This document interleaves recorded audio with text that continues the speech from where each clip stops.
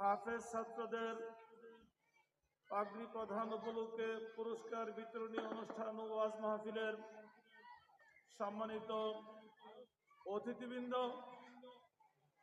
উপস্থিত আছেন। অত্র প্রতিষ্ঠানের সম্মানিত শিক্ষক মহোদয়গণ, অভিভাবকবৃন্দ, স্নেহের শিক্ষার্থীবৃন্দ, সকলের প্রতি আমার আন্তরিক সালাম ও মোবারকবাদ। আসসালামু আলাইকুম ওয়া রাহমাতুল্লাহি ওয়া বারাকাতুহু। শুকরিয়া জ্ঞাপন করছি ওই মহান মনিবের,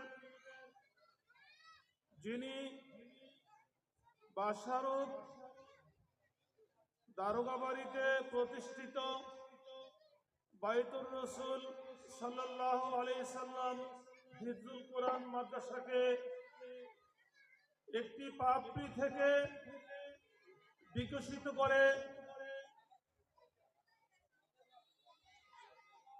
একটি সুন্দর ফুলের বাগানে পরিণত করেছেন। যে মহান রব, সমস্ত কৃতজ্ঞতা ও শুকরগুজার ওই আল্লাহ সুবহানাহু ওয়া তাআলা।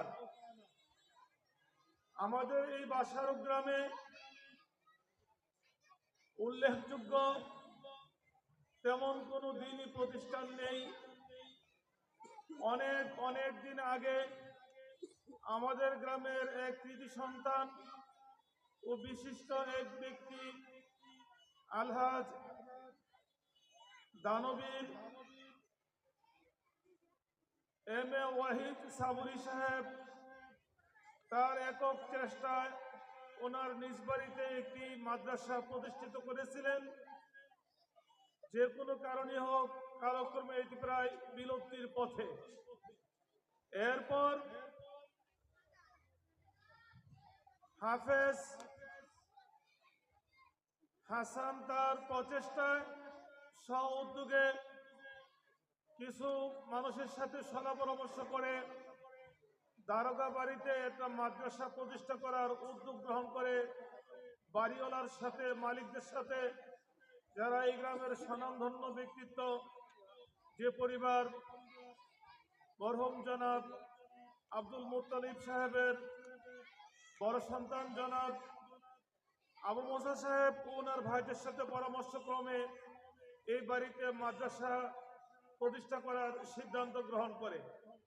আল্লাহর রহমতে ওনাদের আন্তরিক সহযোগিতায় ও সার্বিক সহযোগিতায়, গ্রামবাসীরও সমর্থন থাকার ফলে ধাপে ধাপে আজকের এই দিনে মাদ্রাসাটি একটা পূর্ণাঙ্গ হেফখানা হিসেবে রূপদান করেছে।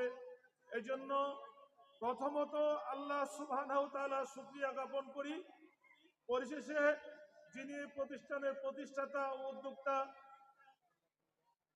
হাফেজ হাসান হিসেবে আমরা যাকে ডাকি, যিনি এই মাদ্রাসাটাকে একটা পূর্ণাঙ্গ মাদ্রাসা হিসেবে রূপদান করেছেন, এই জন্য তাকেও আন্তরিকভাবে ধন্যবাদ জানাই। অভিভাবকদেরকে, যারা ছাত্র দিয়ে এই মাদ্রাসাটাকে যোগ উপযোগী একটা প্রতিষ্ঠান হিসেবে রূপদান করেছেন। শিক্ষা প্রতিষ্ঠানের জন্য শিক্ষক, ছাত্র, অভিভাবক ও এলাকার সকলের সার্বিক সহযোগিতা প্রয়োজন।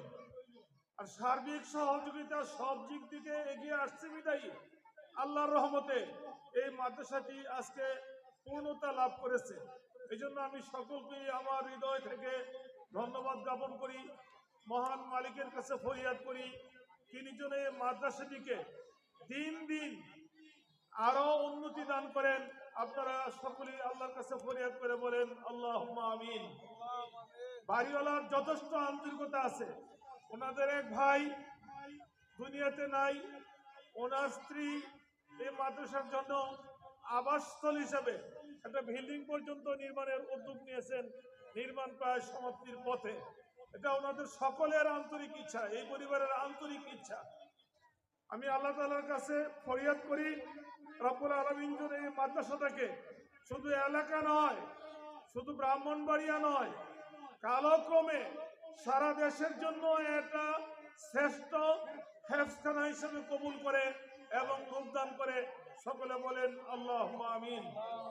বেশি আর কিছু বলতে চাই না, মহান মালিকের কাছে ফরিয়াদ করি, আমরা হয়তো দুনিয়ায় আর কয়দিন থাকবো, আমাদের বয়স তো শেষেরই পথে। আমার নিজের বয়স 63 বছর। এই বয়সে আর সামনে বাঁচার কোনো আশা নাই। যে কোনো সময় আল্লাহ আপনাকে সারা দিয়ে দুনিয়া থেকে বিদায় হয়ে যেতে পারি।